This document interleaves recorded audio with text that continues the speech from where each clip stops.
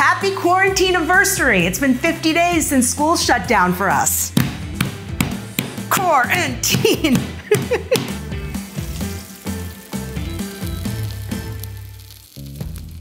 Today we're making chicken eggplant parmesan. It's two delicious things mashed together because number one, you shouldn't have to choose between two delicious things. And number two, we all need comfort food right now. And to me, comfort food is something that makes me feel great emotionally and physically. And it's gotta be delicious, that goes without saying. First, you need an eggplant and poke some holes into it with a fork. I don't know, maybe like 10. And I'm covering it with a sheet of plastic wrap that is microwave safe. If you look at your plastic wrap, it'll say whether it's microwave safe. Now you put it in the microwave for 5 minutes. And what happens is the eggplant turns soft and some of the water comes out of it. So it really prepares it without taking a lot of time or preparation. Oh, that's great.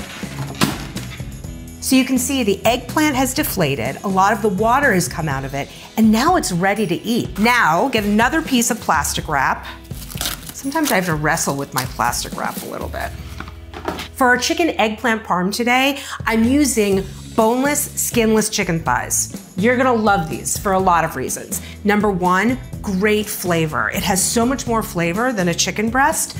Number two, if you pound it down to make it a thin cutlet, it actually cooks really quickly and it stays moist. To turn this chicken thigh into a cutlet that cooks quickly, you've got to hit it with a rolling pin.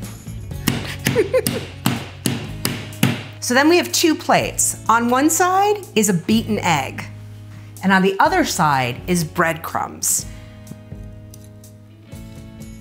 You might have seen my piece on salmon cakes, and we use nut crumbs. I love nut crumbs. If you can't eat bread or if you don't have it around, just grind up some nuts in a grinder.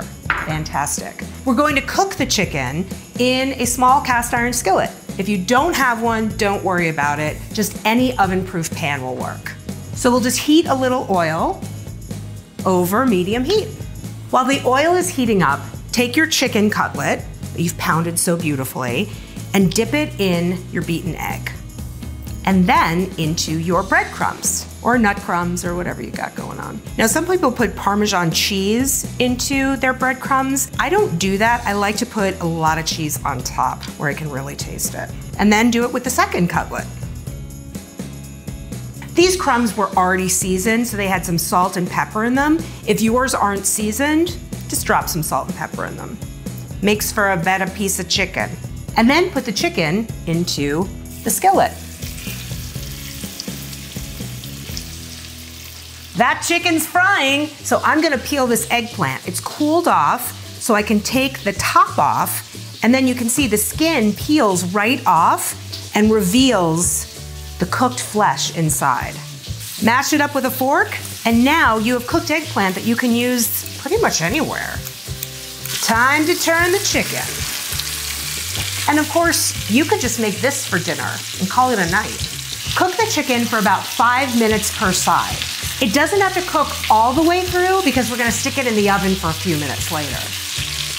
Chicken thighs are also fully cooked at a little bit higher temperature than chicken breasts, so they need a little bit longer to cook.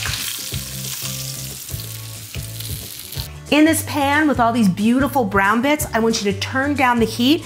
There's still some oil left in here, and we are going to cook some garlic.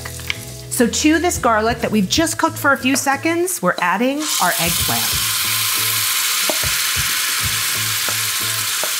That eggplant is taking on the oil. It's also taking on the flavor that's left from frying the chicken. Going to put in a little salt and pepper, because eggplant needs that to get personality. And just cook it for, I don't know, about a minute. Oh, I want to eat this right now. Now take a can of crushed tomatoes. Whatever tomatoes you have around the house are fine. If it's like a bottle of tomato sauce you love, that's totally good.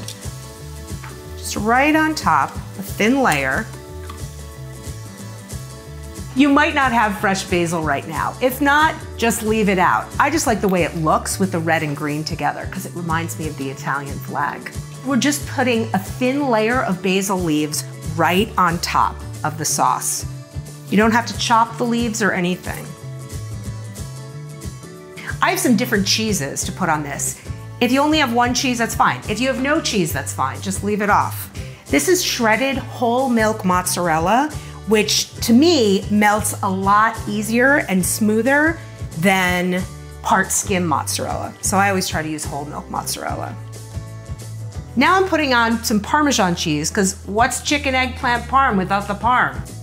This is fresh mozzarella cheese, which is almost always made out of whole milk, and it's really delicious, but it's a little wet, so I won't put it on top of the chicken, I'm gonna put it in between, because I don't want the chicken to get soggy, I want it to stay crunchy.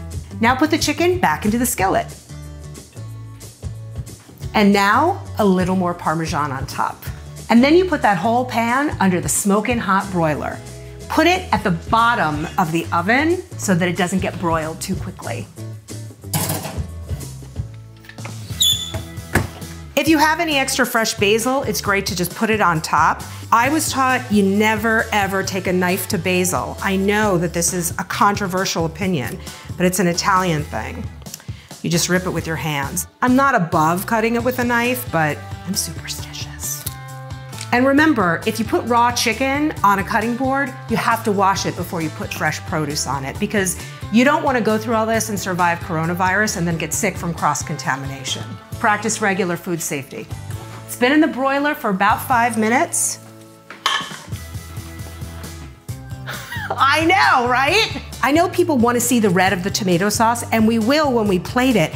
But the thing is, you gotta keep that chicken crispy and crunchy, because that, with the creaminess of the eggplant, mwah. So if you want to bring it to the table just like this, put some fresh basil over the top and just bring it right like this. It's gonna be super hot. I mean, look at that. That's a celebration for any day of the week. You can celebrate your mom for Mother's Day. You can celebrate your dad for Father's Day. You can celebrate quarantine anniversary, as I am today, 50 days without school. But I gotta tell you, this looks like a celebration in a pan. If you have more fresh basil, you can tear it up and put it into a side salad. A nice herb in a salad tastes delicious and fresh, and also is a thread through the entire meal. All right, here we go. You really should let it cool for a while so that it solidifies, so that it's less messy, but I can't wait.